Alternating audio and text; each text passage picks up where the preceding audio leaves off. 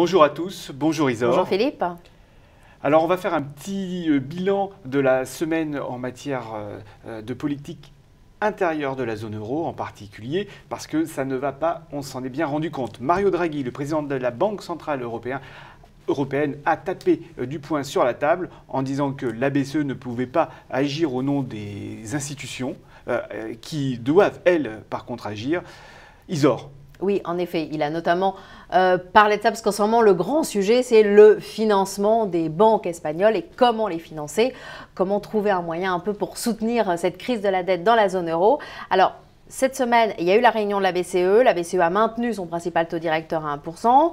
Mario Draghi a aussi annoncé le prolongement des mesures existantes, mais, et ça a déçu, il n'a pas annoncé de nouveau LTRO. LTRO, pour parler de façon un petit peu plus simple, c'est une opération de financement à long terme.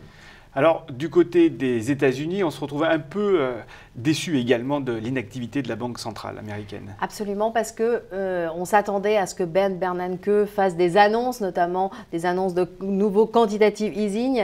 Quantitative easing, c'est une opération d'assouplissement monétaire, une mesure d'assouplissement monétaire. Et finalement, il n'a rien annoncé. Il s'est uniquement contenté de constater les risques liés à la crise de la dette dans la zone euro et puis ses répercussions sur l'économie américaine. En fait, il n'y a que les Chinois qui ont bougé. Absolument. C'est d'ailleurs ce qui a permis au CAC 40 de se reprendre jeudi et même de bien se reprendre, soutenu par les valeurs cycliques, puisque la Banque de Chine a, elle, au contraire, décidé d'abaisser son principal taux directeur d'un quart de point à 3,25%.